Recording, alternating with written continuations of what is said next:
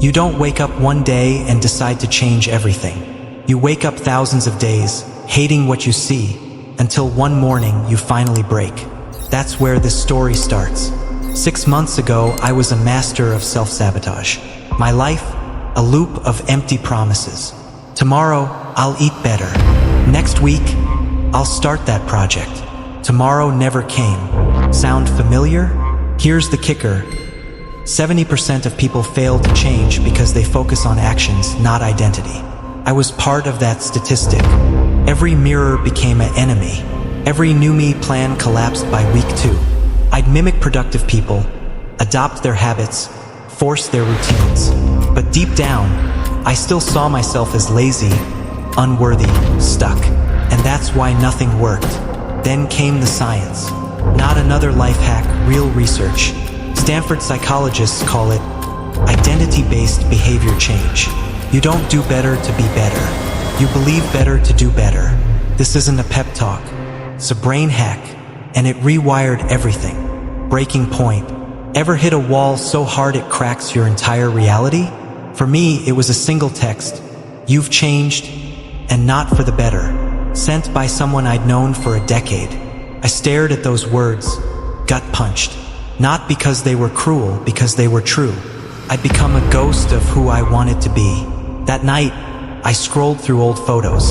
Smiles that didn't reach my eyes. Promises I'd made and buried. I'd blamed my job, my genes, the universe, anyone but me. But here's the ugly truth. Relapse isn't failure. It's feedback. 70% of us backslide because we're fighting the wrong battle. Dr. Sarah Lynn, a behavioral scientist, put it bluntly. Trying to act like a new person without believing you're worthy of change is like building a house on quicksand. My quicksand? Self-doubt. Every diet, every productivity app, every half-hearted new me pledge, they all sank. So I stopped chasing shortcuts, started asking harder questions. Who do I want to become? Not what, not how, who. Turns out, that shift rewrites everything. Trials and errors. Change doesn't happen in straight lines. It's a spiral, a messy, frustrating spiral. I started small. I'm someone who wakes up early. Day 1, I set the alarm for 5 a.m. By 5:15, I was bargaining. Just 9 more minutes. Day 3, I slept through it entirely. Classic. Here's where most quit. Why? Identity conflict.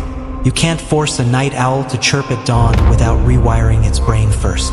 I'd copied successful routines but skipped the core step, believing I deserved to succeed. So I tried faking it. I'd stand in the mirror and declare, I'm disciplined, I'm focused. It felt ridiculous, until science backed it up. A 2020 Stanford study found habits stick 42% faster when tied to identity. Words like I am trigger your brain to align actions with self-perception. But old identities die hard. When I skipped the gym, I'd spiral. See?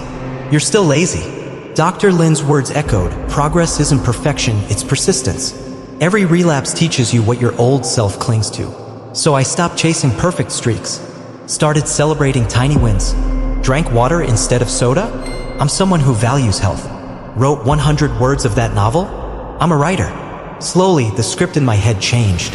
And so did I. Science of identity shift. What if I told you your brain is wired to resist change? Not out of spite, out of survival.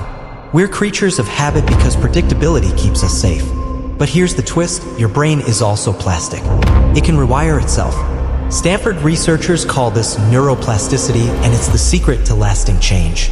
Think of your identity as a story you've rehearsed for years. I'm bad at math. I'm terrible with diets. Every time you repeat it, your brain carves that path deeper. But what if you hack the script?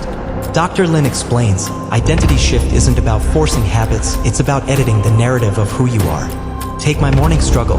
Instead of I hate waking up early, I rewrote it. I'm someone who prioritizes energy. Did I believe it? Not at first. But science says faking it is making it. Neurons that fire together, wire together. Repeat the new story and your brain starts mapping it as truth. The 70% relapse statistic? It plummets when you tie habits to identity. When I skipped the gym, I stopped labeling myself a failure. Instead, I'm someone who listens to their body. Turns out, self-compassion isn't weak, it's strategic. The biggest lesson? You don't find yourself, you build yourself. Every choice is a brick. Stack them intentionally and soon you're not acting like a new person.